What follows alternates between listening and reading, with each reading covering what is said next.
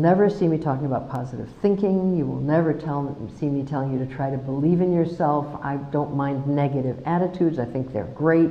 I'll explain why. I'll even show you why certain kinds of positive thinking wake up resistance and can be very dangerous. So I'm going to teach you all that. The thing I'm trying to say is, step 1 is, what do you want? Step 2 is, how do you get it? And step 3 is, what happens when, and it will happen, the resistance monster raises its ugly head and says, stop. And you start doing a dozen things beside what you wanted to do. That takes many, many forms, but that's resistance. What do you do about that? And all I can say is, I'm going to teach you every single thing I know. I'm not holding anything back. I hope in the coming years, as you go on to help other people and yourself, that you're going to find more. You're going to discover your own, because your angle is different from mine, and you can use mine and add to them and discard the ones that don't work for you, but I think you will develop them more. I think you will. But it's important to me that I put certain people on the right track, what I think is the right track. And what I think is the right track is, number 1, don't bother with self-improvement. You do not need to change yourself to change your life. First of all, I don't think you can change yourself.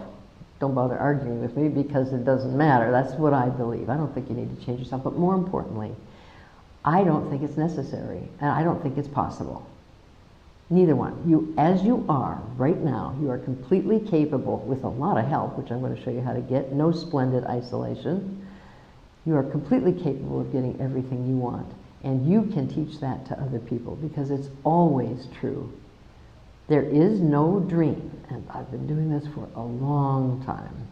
There is no dream, no wish, no matter how impractical it may look, that you can't have. Not the heart of it, the core, the part that makes you happy, the sweet thing in it. You can have that. You can always have that.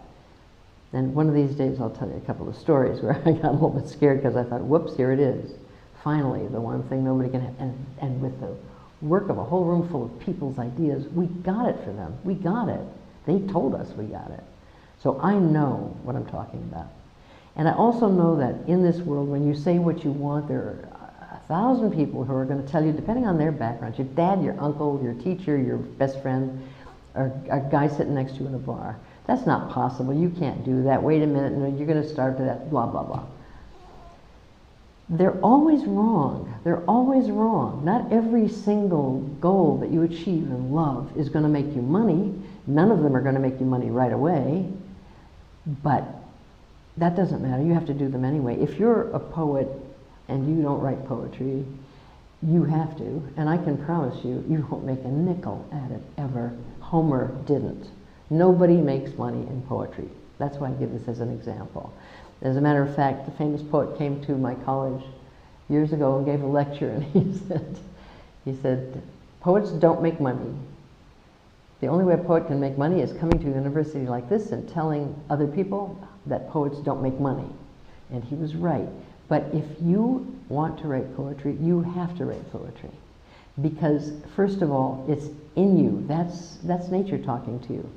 When nature sends you an urge, you've got to pay attention to it. You can't do all of them, but when you want to do something that you love, that means you are gifted at it. And I'd like to say this one loud and clear.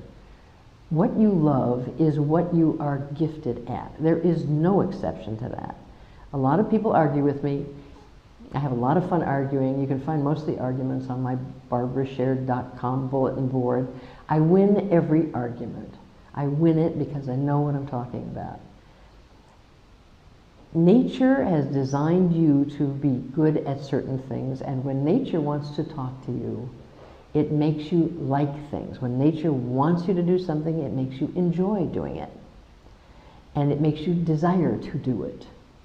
And so when you want something, that's not just frivolity. That's like the only way you know who you are and what's inside of you. You know, they're learning how to read brain scans, but they can't tell that stuff, and they're going to know it for a long time.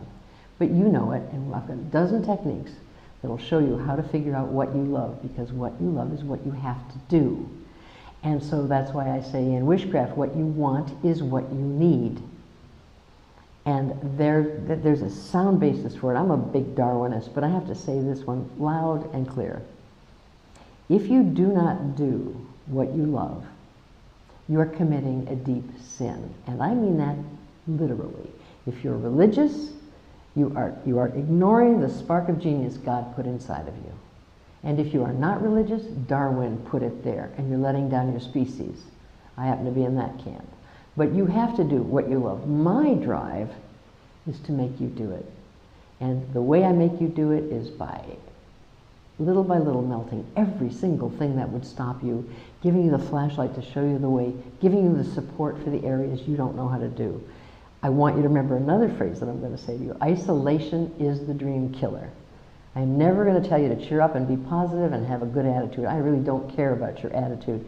I wrote a cartoon booklet. I think I better make it available to people because I've mentioned it before. And it's called How to Get What You Really Want Even Though You Have No Goals, No Character, and You're Often in a Lousy Mood. Because I want to tell you something, my dear students and the world at large. If you can't do it that way, you can't do it. Human beings have moods. And they may be realistic or not, but you just don't mess with your moods. You know, you don't try to make a negative one positive, and don't do anything. Just listen to your heart. You cannot tell your heart what it feels. You can only listen. You ask it what it feels. And I'm going to teach you to have the kind of hearing that will allow you to ask your heart what it wants, and that will help you hear your clients and the people you're going to go out and help hear their hearts and find out what they really want. That's essential. That's step one. How is step two? And dealing with resistance is step three.